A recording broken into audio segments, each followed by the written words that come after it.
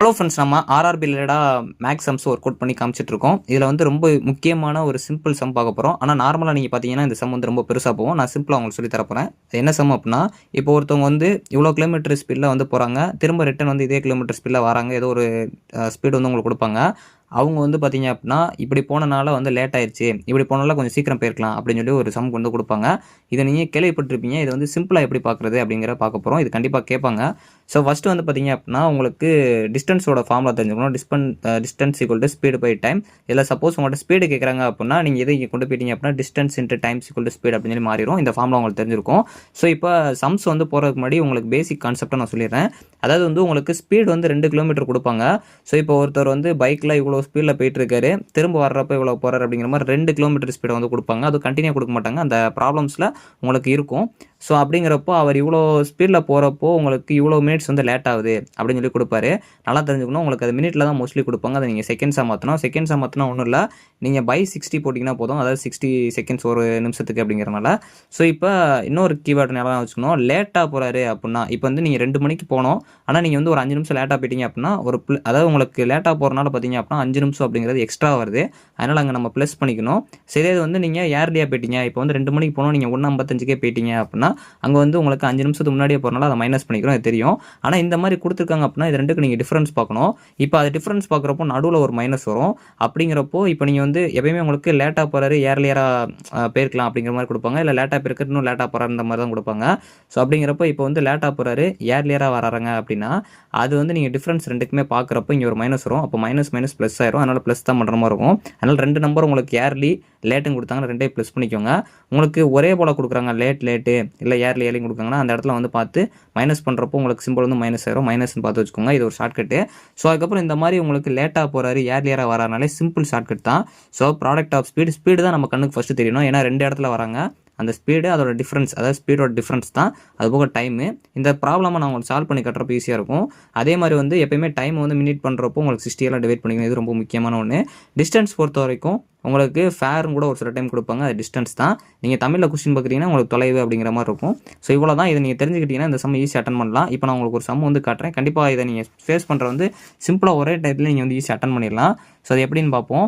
இப்போ ராஜன் அப்படிங்கிறவர் பார்த்தீங்க அப்படின்னா ரைட் பண்ணுறாரு. பைக்கில் வந்து பார்த்தீங்க அப்படின்னா 35 கிலோமீட்டரு, அதாவது ராஜன் வந்து இருக்கார். ஸோ அவர் வந்து பைக்கில் பார்த்தீங்க அப்படின்னா 35 km/h ஸ்பீடில் வந்து போகிறாரு. அது எங்கேருந்து போகிறாருன்னா, அவரோட ஹோம்லேருந்து அவர் ஆஃபீஸுக்கு பார்த்தீங்க அப்படின்னா அப்படி போகிறாரு. 35 கிலோமீட்டர் ஸ்பீடில் போகிறப்போ அவருக்கு வந்து 5 நிமிஷம் வந்து லேட் ஆயிடுது.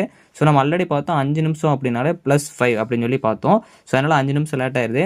அவர் திரும்ப வந்து என்ன பண்ணுறாரு அப்படின்னா, ரைடு வந்து 50 km/h வந்து போகிறாரு அப்படின்னா, அதாவது வந்து ஒரு இது மாதிரி கொடுத்துருக்காங்க. சப்போஸ் இவர் வந்து 50 km/h வந்து போயிருக்காரு அப்படின்னா, அவரோட ஆஃபீஸுக்கு போகிறாரு அப்படின்னா 4 நிமிஷத்துக்கு முன்னாடியே வந்து போயிறாரு அப்படின்னு சொல்கிறாங்க. ஸோ மைனஸ் அப்படிங்கிற மாதிரி வச்சுக்கிட்டேன். இந்த சம்ம வந்து பார்த்தீங்க அப்படின்னா என்ன கேட்டிருக்காங்க அப்படின்னா, டிஸ்டன்ஸ் வந்து அவரோட ஆஃபீஸ்க்கு எவ்வளோ இப்படி இருக்கும் அப்படிங்கிற மாதிரி கேட்குறாங்க.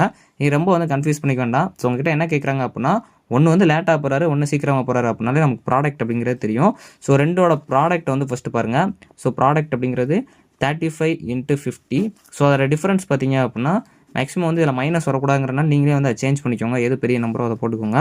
ஸோ டைம் அப்படிங்கிறது சொன்னேன். ஸோ எப்பயுமே வந்து 16 வரணும். ஏன்னா இங்கே மினிட்ஸ்லாம் வந்து அவங்க கொடுத்துருப்பாங்க. அதனால் நீங்கள் மினிட்ஸ் வந்து செகண்ட்ஸுக்கு கன்வெர்ட் பண்ணணும்.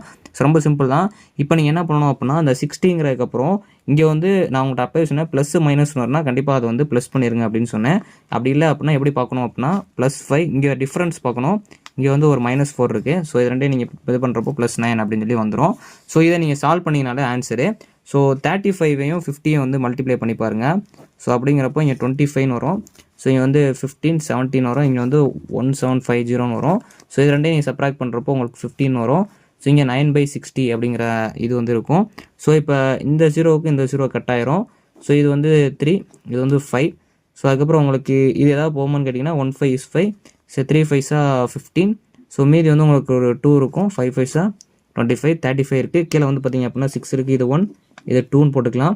ஸோ இப்போ நீங்கள் வந்து இதை ட்ரை பண்ணுறீங்க அப்படின்னா உங்களுக்கு வந்து ஆன்சர் 17.5 அப்படின்னு சொல்லி வந்து வரும். ஸோ அதை நீங்கள் சால்வ் பண்ணிங்கன்னா 17 வரும். மீதி 1 இருக்கும், 5 இருக்கும். இதோட ஆன்சர் பார்த்தீங்க அப்படின்னா 17.5. அப்படி இல்லை அப்படின்னா உங்களுக்கு 17 1/2 அப்படிங்கிற மாதிரி ஆன்சர் வந்து வரலாம். ஸோ அது வந்து பார்த்து வச்சுக்கோங்க. ஸோ நம்ம செகண்ட் அதே மாதிரி ஒரு ப்ராப்ளம் பார்க்கலாம். ஸோ இது ரெண்டும் நீங்கள் சால்வ் பண்ணிட்டீங்கனாலே மோஸ்ட்லி உங்களுக்கு ஒரு ஐடியா கிடைக்கும். இந்த மாதிரி அதாவது வந்து லேட்டானாலோ ஏர்லியர் ஆனாலோ இல்லை லேட்னே கொடுப்பாங்க, அது பார்க்கலாம். இப்போ ஒரு ட்ரெயின் வந்து ரன் ஆகுது. அது வந்து பார்த்தீங்க அப்படின்னா 60 km/h வந்து ரன் ஆகிட்டு இருக்கு. ஸோ அந்த டயத்தில் பார்த்தீங்க அப்படின்னா அப்படி ரன் ஆகியுமே வந்து அது வந்து 15 நிமிஷம் லேட் ஆயிடுச்சு. ஸோ லேட் அப்படின்னாலே நம்ம 15 அதாவது ப்ளஸ் பார்த்தோம். ஸோ இப்போ இதே இன்னொரு ட்ரெயின் வந்து ரன் ஆகுது. அதே ட்ரெயின் வந்து 85 km/h வந்து ரன் ஆகிருக்கு அப்படின்னா, ஸோ அது வந்து ஜஸ்ட்டு 4 நிமிஷம் மட்டும் தான் லேட்டு. இங்கேயுமே பார்த்தீங்க அப்படின்னா லேட்டு தான். ஸோ இது ரெண்டுக்கும் நம்ம டிஃப்ரென்ஸ் பார்க்குறோம். ஸோ அதாவது ரெண்டுமே ஒரே இதாக இருந்தால் சப்ராக்ட் பண்ணிடுங்க. ஸோ 11 அப்படின்னு வரும். இப்போவே நான் 11/60 கண்டுபிடிச்சி வச்சிட்டேன். ஸோ இதோட ஃபார்முலா வந்து நம்மளுக்கு லேட்னு வந்தாலும் இல்லாட்டி லேட்டு ஏர்லின்னு வந்திருந்தாலே நமக்கு தெரியும். ஸோ 85 × 60 85 - 60 × 11/60 இதை சால்வ் பண்ணால் நமக்கு ஆன்சர் வரும். சால்வ் பண்ணி பார்க்கலாம். 85, ஸோ அதுக்கப்புறம் 6 5 30, ஸோ வந்து 8 6 48, 51 வரும். ஸோ இங்கே வந்து 5100 வரும். ஸோ இதை நம்ம சப்ராக்ட் பண்ணுறப்போ நம்மளுக்கு 25 வரும். 11/60. ஸோ இப்போ இந்த இடத்துல வந்து 0க்கு 0 கட் பண்ணிடலாம். ஸோ இது 15, அதாவது 5 5 25.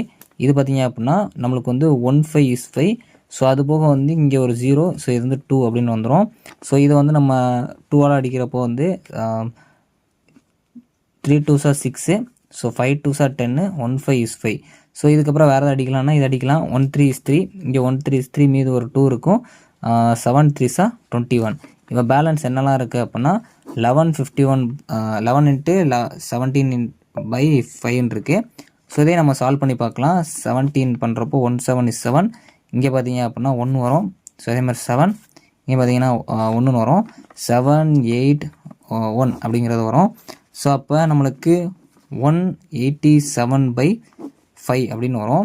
ஸோ இதை நம்ம அடித்தோம் அப்படின்னா 15 is 5. இங்கே பார்த்தீங்க அப்படின்னா 3 5s 15, மீதி ஒரு 3 இருக்கும். So 7 5s 35.